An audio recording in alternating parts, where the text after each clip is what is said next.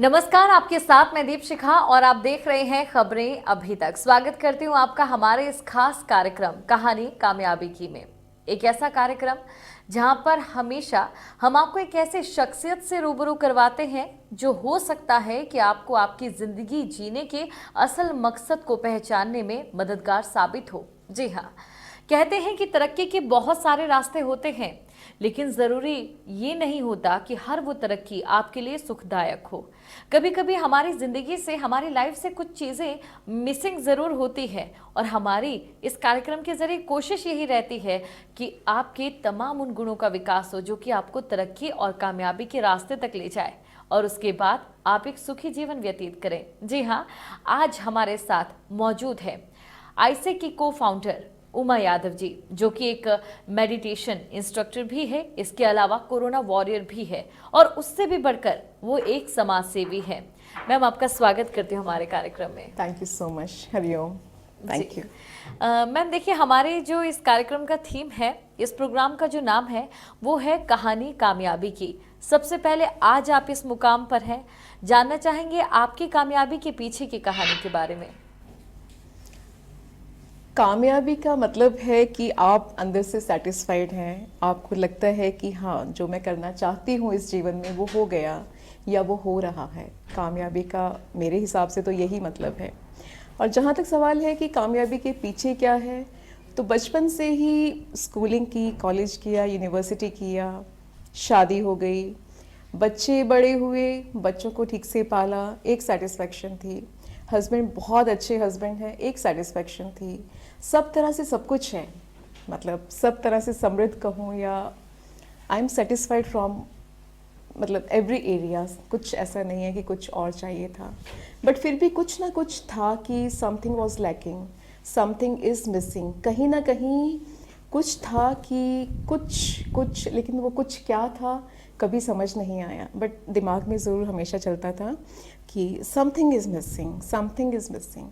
तो वो something missing जो था वो समझ नहीं आ रहा था। हुआ यूँ कि बच्चे बड़े हो गए, रिस्पॉन्सिबिलिटी थोड़ा कम हो गई और ज़िम्मेदारियाँ इतनी ज़्यादा नहीं रहीं कि मैं पूरा 24 घंटे इन्वॉल्व रहूँ। फिर समय थोड़ा सा लगा कि अब कुछ अपने लिए किया जाए। शुरू से ही योगा करती थी, 10 से 15 साल पहले से योगा करते आए हैं। इंस्ट्रक्टर आते थे, योगा कराते थे, चले जाते थे। तो होता क्या था, इंस्ट्रक्टर आए, योगा कराया, चले गए। नेक्स्ट डे आए तो ठीक है, आज मन है, नहीं है, किया नहीं किया। लेकिन हाँ, एक इंक्लिनेशन बहुत दिमाग में था कि नहीं, योगा जो है, योग जो है, मेडिटेशन, ध्यान, प्राणायाम, ये कुछ ऐसा है कि जो आपका पूरा व्यक्तित्व ही चेंज कर देगा। तो एक दिमाग में आया कि कुछ ऐसा करूं कि मुझे खुद ही शर्म आए, कि दूसरा मुझे कराने नहीं आए, खुद अंदर से आएगा कि हाँ, मैं अब कर रही हूँ। तो इसी चक्कर को लेकर के लॉकडाउन हो गया कोरोना की वजह से, तो मैंने एक इंस्ट्रक्टर कोर्स कर लिया, योगा इंस्ट्रक्टर कोर्स, कि चलो खुद इंस्ट्रक्टर होंगी तो मैं रेगुलर योगा चलेगा या वो किया जाएगा। वो कर लिया, ठीक है, वो सब चल रहा था, सब ठीक चल रहा था। इधर से कोरोना स्टार्ट हो गया। कोरोना स्टार्ट होने के बाद फिर एक डॉक्टर विश्वरूप को हम लोग सुनते आए थे, उनका कोर्स कर लिया।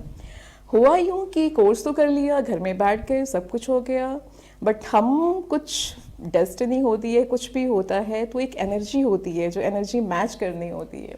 तो हमारे ही ग्रुप में हम 4-5 लोग थे। तो जैसे कि I am the co founder of आईसे International school of Adi Yogi, और 4 लोग और हैं, एक कनाडा से हैं, 3 हमारे बेंगलोर से हैं, मैं खुद गुरुग्राम से हूँ। तो मुझे कॉल आया विनय शेट्टी का कि Uma, let us do something for corona recovered patients. Corona चल ही रहा था। I said okay, let's start. तो वो कुछ एक ऐसा था कि लेट्स स्टार्ट, मैंने बोला, उसने बोला, मैंने बोला। तो हमने पूनम को फ़ोन किया, हमने एक हमारी कनाडा की उनको फ़ोन किया, अर्चना को, देन वी कॉल्ड राधा। तो पांचों ने मिलके किया, ओके लेट्स स्टार्ट, ठीक है, 2 हफ्ते का एक कैंप करते हैं। वो कैंप किया, तो वो camp that was a great success. 2 हफ्ते का कैंप था, फ्री कैंप था, जिसमें पूरा हमारा वर्ल्ड से 750 पार्टिसिपेंट्स ने उसमें भाग लिया। रिजल्ट इतने अच्छे थे। हमारी 2 हफ्ते कम से कम 17 क्लासेस चलती थी, अलग अलग इंस्ट्रक्टर हमारे साथ जुड़ गए थे। तो that was the online camp. वो चलता रहा। जैसे ही 2 हफ्ते कंप्लीट होने को आए तो वो हमसे पूछने लगे कि व्हाट नेक्स्ट, क्या आप इसको बंद कर देंगे, आप लोग 2 हफ्ते तो हो गए हैं। हमने कहा हमने तो 2 हफ्ते के लिए शुरू किया था। तो वो 2 हफ्ते बंद होने को आया तो जैसे ही हमें रिस्पांस मिला उनकी तरफ से तो ऐसे ठीक है कुछ और सोच रहे हैं। तो वही सोच जो थी कि कुछ अब क्या किया जाए, तो हमने उसको एक कॉन्टिन्यूटी में लाए। यही थॉट प्रोसेस हम लोगों का था, हम सबका चारों पांचों का मिल करके कि चलो इसको हम अब स्टार्ट करते हैं। And that was the day we started our ISA international school of Adi Yogi, जिसमें हमने कॉन्टिन्यूसली मॉर्निंग इवनिंग सेशन अपने स्टार्ट किए। और विथ वन हमारा जो विजन और मिशन है health and wellness for all, और एक सेवा भाव जो था वो हमारा था बेसिकली कि हमें सिर्फ सेवा करनी है। सोसाइटी से जो लिए सोसाइटी को भी अब देने का समय आ गया है, तो वो किस तरह से दिया जाए। तो एक सेवा भाव से किया हुआ काम था जो शुरू हुआ, और शुरू हुआ तो ऐसा हुआ कि वो जो था कि समथिंग इज मिसिंग, वो something is missing is gone now. वो सेवा भाव ऐसा बढ़ा कि चलते चलते एक आईएसए जो है कन्वर्ट हुआ एक फाउंडेशन में, नॉट फॉर प्रॉफिट ऑर्गेनाइजेशन में। और आज की डेट है कि अभी सिर्फ 6 महीने हुए हैं, इट्स जस्ट अ चाइल्ड। और 6 महीने में ही हम लोगों का पूरा हमारे जो इंस्ट्रक्टर हैं they are from across the world. हमारे कनाडा के इंस्ट्रक्टर हैं, हमारे अमेरिका के हैं, श्रीलंका से हमारे इंस्ट्रक्टर हैं, ऑस्ट्रेलिया से इंस्ट्रक्टर हैं, वियतनाम से इंस्ट्रक्टर हैं, और इंडिया के तो हैं ही। और अभी जो हमारे इंस्ट्रक्टर हैं वो ऐसे ही नहीं है कि कोई भी आया उठ कर के, they all are specialise, they all are very qualified and dedicated. और मेन हमारा जो है सेवा भाव है, तो सेवा भाव से हम लोग शुरू करते हैं। और बस वही चलते चलते आज की डेट है कि हमारी वेबसाइट्स भी रेडी हैं, हमारे यूट्यूब चैनल्स रेडी हैं, हमारा अपना इंस्टाग्राम पेज और सब कुछ, मतलब एवरीथिंग इज़ देयर। और वो धीरे धीरे इसमें अब कन्वर्ट होता गया। और अब हम लोगों का 2022 में हम लोगों का प्लान है कि कम से कम 25 वर्कशॉप हम लोग अब करने जा रहे हैं। और फर्स्ट 3 मंथ की वी हैव डिसाइडेड कि हम लोग वेट मैनेजमेंट के ऊपर हम करेंगे, और इसके रिजल्ट भी आ रहे हैं। हमारा गोपाला क्लास चल रहा है, बच्चों के लिए हमारी क्लासेस कॉन्टिन्यूसली चल रही हैं। Every Wednesday and Thursday we have the classes for our kids. तो जो बढ़ चढ़ के पार्टिसिपेट करें, which is a necessity also, बच्चों के लिए बहुत ज़रूरी है। और बच्चों का एंथू अगर आप देखें तो मतलब हम खुद भी हैरान रह जाएंगे कि हाँ बच्चे भी आजकल सीखना चाहते हैं, बिकॉज कोविड ने सब लोगों को लेसन तो सिखा ही दिया है। दूसरा यहाँ तक पहुँचने की कहानी यही थी, फिर परिवार का पूरा सपोर्ट था, बच्चों का पूरा सपोर्ट था। हस्बैंड हमेशा से ही सपोर्टिव रहे हैं, मतलब ठीक है मेरा टाइम उधर कम हो गया, इधर सारा टाइम बढ़ गया, बट किसी ने कभी कंप्लेंट नहीं की। और मुझे इस टाइम पीरियड पर सीखने को भी बहुत मिला। और बीइंग अ कोरोना वॉरियर, तो मैं पेशेंट्स को ठीक हम लोगों ने किया। मैं अराउंड, अगर आप कहें तो around 80 patients I have treated. जी मैम, मेरा यही सवाल था। देखिए कोरोना का टाइम एक ऐसा समय रहा जिसने हमें बहुत कुछ सिखाया, बहुत कुछ सिखाया, जिसने बेसिकली हमें ये बताया कि हम इंसान ही हैं जिन्होंने इंसान की मदद करनी है। आईएसए फाउंडेशन के बारे में अगर बात करें, इसके अलावा अगर बात करें आपके अपने खुद के सेवा भाव की, आप लोगों का कोरोना के जो पेशेंट थे उन्हें जो ठीक करने का मेथड था, उस मेथड की आज सभी तारीफ कर रहे हैं। और मैं चाहती हूँ कि उस मेथड को दर्शक जाने कैसे आपने ये चमत्कार कर दिखाया। देखिए कोरोना, जहाँ तक कोरोना का सवाल है, it's a virus, it's like a flu, ठीक है, नाम आ गया है। कोरोना आया, उसके बाद डेल्टा वेरिएंट आया, और अब ओमिक्रॉन आ गया, और पता नहीं आगे क्या क्या आएंगे। तो हम लोगों को यही सिखाया गया था कि हमारी body it is made up of viruses and bacterias, ये इसमें है, ऑलरेडी है। तो इट्स नॉट न्यू वायरस, ठीक है, it's the name is new, नाम ज़रूर नया है, बट वायरस हमेशा ही हमारे आसपास घूमते रहते हैं। हम खुद ही वायरस, बॉडी के अंदर बाहर सब वायरस हैं। तो ऐसा नहीं है कि ये नया है, और इट्स लाइक अ फ्लू, जैसे पहले फ्लू होता था, इसके वही है कि ये सब होता था। Doctors are doing their job, वो अपना काम कर रहे हैं, दे आर वेल एजुकेटेड, इस पे रिसर्च भी हो रही है, सब कुछ हो रहा है, बट उनका अपना काम है, लेट देम वर्क। लेकिन हम लोग जो हैं इधर योगा से, हम लोग इसको corona, being a corona warrior, हम लोगों का ये था कि आप अपने लेवल पे विदाउट हॉस्पिटलाइजेशन, विदाउट मेडिकेशन कैसे आप उसको ट्रीट कर सकते हैं, कैसे आप उसको ठीक कर सकते हैं। तो बेसिक फंडा सिर्फ इसका ये है कि कुछ भी आपकी एक्सटर्नल बॉडी आपकी बॉडी में एंटर करता है, virus is also like that, क्योंकि हमारी 90% बीमारियां हमारे स्ट्रेस से होती हैं, 10% बीमारियां हमारे बाहर से आते हैं एनवायरनमेंट से। वो 10% बीमारियों में एक कोरोना वायरस है जो कि हमें एनवायरनमेंट से मिलता है। जब ये बॉडी में एंटर करता है कोई भी वायरस, कोरोना हो या कोई भी वायरस हो, तो हमारे ये सारे सिम्टम्स हैं। बॉडी एक हुआ, हमें वॉमिटिंग हुई, बुखार हुआ, हेडेक हुआ या जो भी हुआ। जैसे ही फर्स्ट सिम्टम आता है, कोई भी एक सिम्टम, मुझे हेडेक हो गया, मुझे कोल्ड हो गया, मुझे फीवर हो गया, फर्स्ट सिम्टम आने के साथ ही आपको क्या करना है, you just have to detoxify your body. अपनी बॉडी को पूरी तरह से डिटॉक्सिफाई कर दें। डिटॉक्सिफाई हम लोग कैसे कराते हैं कि उसको जो भी जिसका ट्रीटमेंट करना हो उसके वेट के हिसाब से उसको सिट्रस फ्रूट जूस और नारियल पानी उसके वेट के हिसाब से, और 3 दिन का हमारा प्रोसेस होता है जी। फर्स्ट डे सिर्फ आपको लिक्विड पे रहना है। मान लो किसी का 80 kg वेट है तो उसको 8 ग्लास सिट्रस फ्रूट जूस और 8 ग्लास नारियल पानी। तो इस तरह से बॉडी को हम डिटॉक्सिफाई करते हैं। कोई भी वायरस आपके गया है उसको। सेकेंड डे भी ऐसा ही है। सेकेंड डे थोड़ा क्वांटिटी कम हो जाती है, थर्ड डे और कम हो जाती है। तो इसमें हम सॉलिड फूड नहीं देते हैं। Second day we include salad. Third day पे जाकर के पेशेंट 80% हील कर जाता है। 80% हील करने के बाद शाम को उसको घर का बना हुआ सिंपल फूड देते हैं, और इस तरह से आपको हम वो बॉडी डिटॉक्सिफाई हुई तो हमारे जो वायरस हैं वो सबसाइड कर जाते हैं। अगर मेरा फीवर 102 से भी ऊपर चला गया, विच इज़ अ वार्निंग सिचुएशन, इसमें हम क्या कहते हैं, अच्छा 100 फीवर आए, फटाफट लाओ क्रोसिन दो, इसको फटाफट लाओ, ये दवाई दो, वो दो, एंटीबायोटिक दो। एंटीबायोटिक का ठीक है, वो डॉक्टर्स, मतलब I am really thankful to doctors also, मतलब they are relentlessly working for it. लेकिन हमारा उस लेवल पे ये बन जाता है कि पेशेंस रखें और उसको कैसे हम अपने लेवल पे ठीक कर सकते हैं। बॉडी को डिटॉक्सिफाई करने का मतलब है आपने खुद ही अपनी बॉडी से उस वायरस को बाहर निकाल दिया।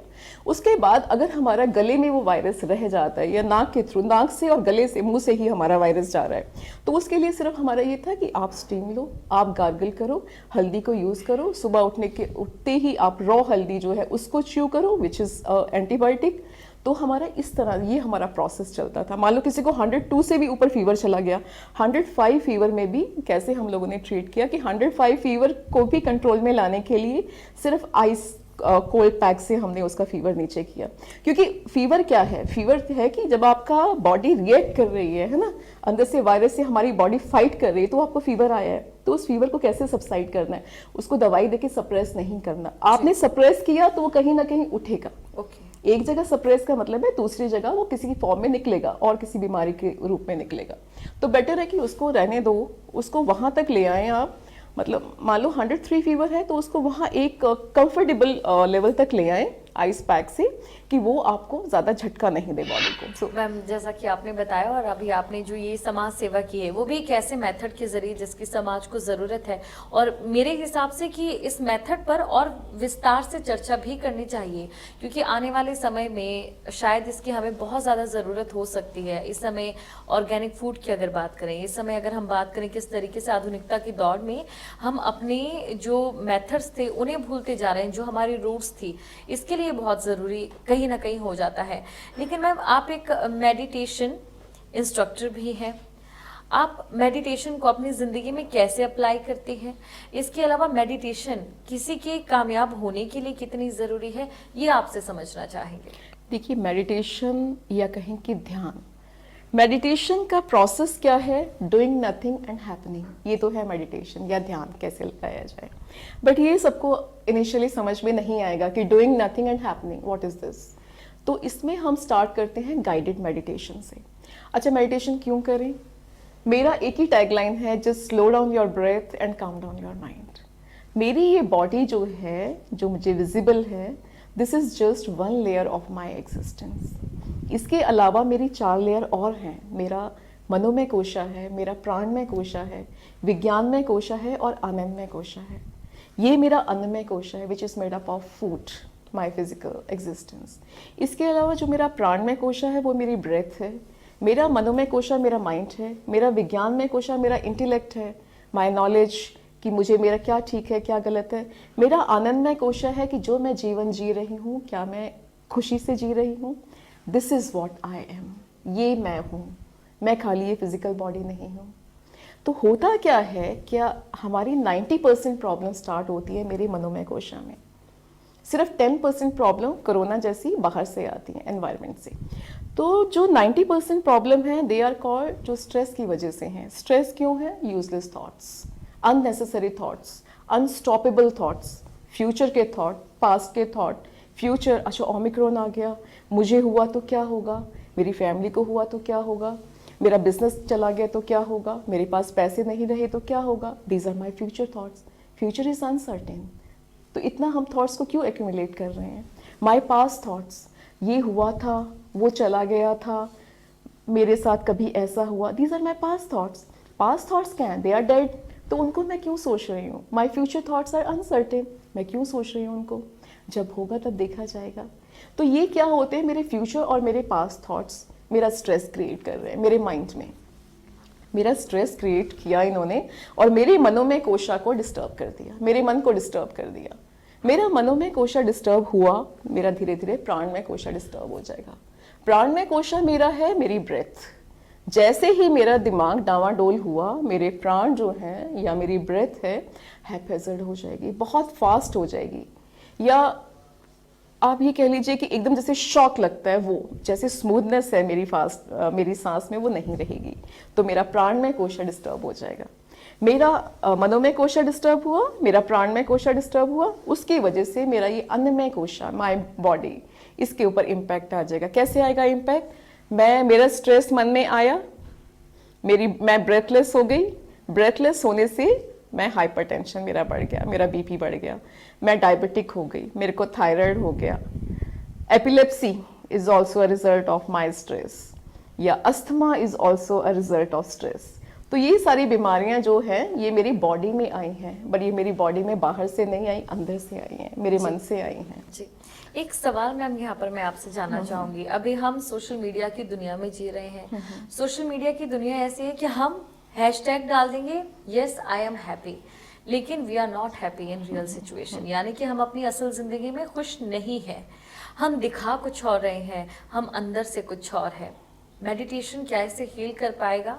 और क्या लगता है कि मेडिटेशन को लेकर इस समय लोगों में जागरूकता नहीं है? अगर ये जागरूकता आती है तो अभी एक डिप्रेसिंग वर्ल्ड, यानी कि एक मायूस दुनिया जो हम देख रहे हैं, वो बदल सकती है।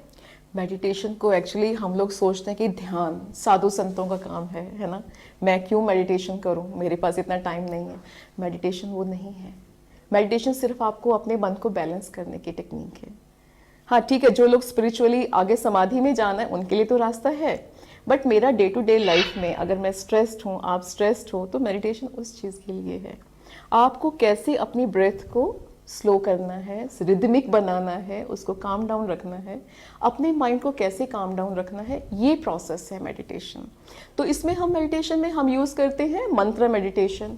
वी यूज़ हम अपने प्राण प्रलय जो मैं पंच तत्वों से बनी हूँ, उसको हम अपनी अवेयरनेस के थ्रू उसको हम विलय कर देते हैं कि नाउ इट इज़ डिमोलिश्ड, मैं ख़त्म हो गई हूँ। सिर्फ अवेयरनेस में ख़त्म होने के बाद मैं एक नई बॉडी बनाती हूँ, ठीक है, which is disease free, that is through meditation. These all are guided meditations. तो उसमें मेरी क्या होता है, सब बीमारियां मेरे मन की बीमारियां ज़्यादा हैं। तो मन से अगर मैं कहूँगी पुरानी बॉडी मेरी खत्म हो गई, नई बॉडी बनी है, तो नई बॉडी एक नए तरीके से नई चेतना के साथ बनेगी। सब कुछ चेतना है। हु एम आई, कोहम जो है हमारा केना उपनिषद में कि मैं कौन हूँ, तो वो मुझे रियलाइज़ करना कि मैं कौन हूँ। मैं एक बहुत पीसफुल सेटिस्फाइड सोल हूँ। वो मेरा अंदर से रिफ्लेक्ट होना चाहिए। रिफ्लेक्ट तभी होगा जब मेरी सारी कोशास बैलेंस होंगी। ये बैलेंसिंग ऑफ कोशा जो है ये मेडिटेशन करता है। मेडिटेशन का मतलब साधु संत बैठ गए ये सब नहीं है।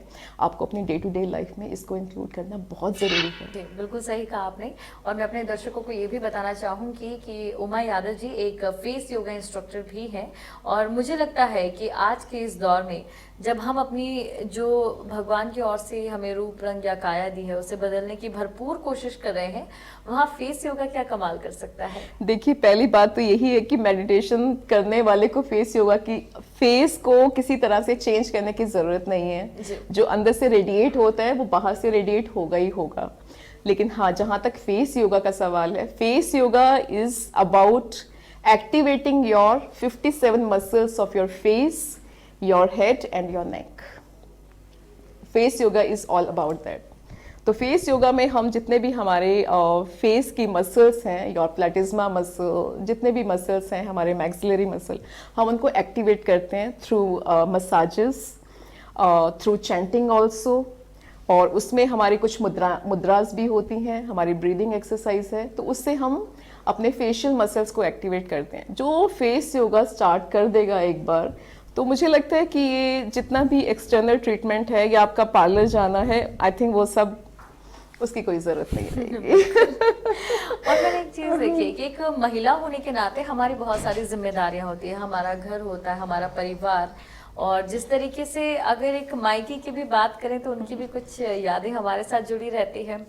और कभी कभी हम इंस्पिरेशन की बात करते हैं, अभी आप बता चुके हैं कि आपके पति भी एक आपकी इंस्पिरेशन रहे हैं, लेकिन अगर आपके परिवार से बात की जाए, जहाँ से आप आई हैं, जहाँ पर आप पली बढ़ी हैं, वहाँ पे आपका इंस्पिरेशन कौन था और कैसे आप उनसे इंस्पायर हुई? अगर मायके की बात करें तो मेरा इंस्पिरेशन मेरे गुरु और मेरे गॉड फिगर जो है मेरे फादर हैं। तो मतलब he is such a learned person कि उनकी मैं जितनी तारीफ़ करूं उतनी कम है। और वो हमें हर स्टेप पे मुझे कुछ ना कुछ सिखाते आए हैं। मतलब कभी भी जैसे ही हमें लगता है कि हाँ हमने ये अचीव कर लिया, तो हम ऊपर हवा में नहीं उड़ें, ज़मीन पे अपने पैर रख के चलें। हमेशा मेरे फादर ने ये किया है। और जहाँ तक इंस्पिरेशन का सवाल है, कि एक चीज़ हमेशा मुझे खटकती रही थी कि मेरे फादर को बहुत ज़्यादा मुझसे एक्सपेक्टेशन थी कि पता नहीं मैं क्या कर जाऊंगी उनके लिए। और हमेशा वो चाहते थे कि मैं एक आईएएस ऑफिसर बनूं, जो मैं नहीं बन पाई। और ये चीज़ हमेशा मेरे दिमाग में थी कि मेरे फादर की बहुत एक्सपेक्टेशन थी और मैं पूरा नहीं कर पाई। तो कुछ साल तक ही चलता रहा। बट अब मुझे लगता है कि हाँ ठीक है। मेरे अगर मैं अपनी समझ के अनुसार बात करूं तो मुझे लगता है कि आपके पिता हमेशा जिस तरीके के वो इंसान थे, वो शायद यही देखना चाहते थे कि उनकी बेटी सेवा करे, चाहे आईएएस के रूप में हो या फिर जिस तरीके से आज आपकी अपनी खुद की एक फाउंडेशन है, आईसेक फाउंडेशन, इसके जरिए हो। और आपके पिताजी के लिए इससे बड़ी गर्व की और कोई बात नहीं हो सकती, जहाँ पर वो आपको देख सकते हैं, समझ सकते हैं कि आप उनकी सेवा कर रही हैं जो ज़रूरतमंद है, आप उनकी मदद कर रहे हैं जिन्हें मदद की दरकार है। उनकी एक्सपेक्टेशन पे थोड़ा सा पूरा कर पाऊँ, सेवा तो ठीक है, सभी ब्लेसिंग है फादर की, ऑलमाइटी की, साईं बाबा की, सब उनकी ब्लेसिंग है। बट हाँ, वो दिन मेरे लिए सबसे बड़ा दिन होगा जब मेरे फादर मुझे बोलेंगे कि हाँ। तो एक बार फिर से हम सवाल और जवाबों का सिलसिला शुरू करते हैं। और मुझे लगता है कि किसी औरत की, किसी महिला की सबसे बड़ी खूबसूरती उसके इमोशंस होते हैं।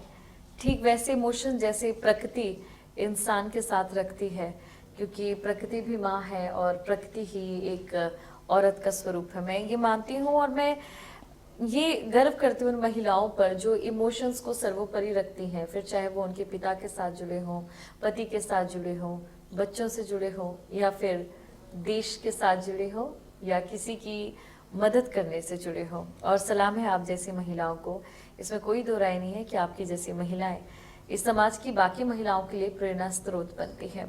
क्या आपको लगता है कि आपके पिता की कुछ आदतें आप में हैं? पिता की आदतें, सबसे पहली तो मेरे फादर बहुत स्पिरिचुअल हैं।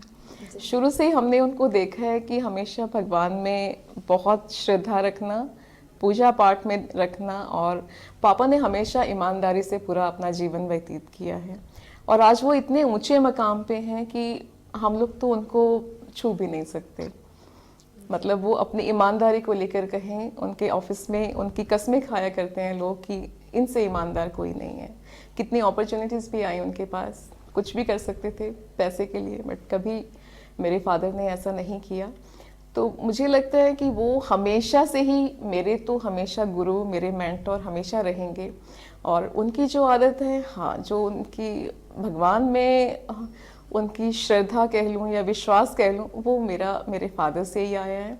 और आज का टाइम है कि मुझे किसी चीज़ से डर नहीं लगता, क्योंकि मेरा बाबा, मेरे जो ऑलमाइटी है, वो मेरे साथ है। ये मेरे फादर ने हमें दिया कि अगर वो साथ है तो कुछ डरने की ज़रूरत नहीं है। बहुत अच्छा लगा आपसे बातचीत करके, और समय कैसे बीता ये बिल्कुल मालूम भी नहीं हुआ। और मैं उम्मीद करती हूँ कि हमारे दर्शकों ने भी बहुत कुछ समझा होगा और बहुत कुछ ऐसा सीखा होगा जो शायद वो आज से पहले समझ ना पाए हो। कहानी कामयाबी की में फिलहाल के लिए इतना ही। अब मुझे दें इजाजत और आप बने रहें खबरें अभी तक के साथ। जय हिंद।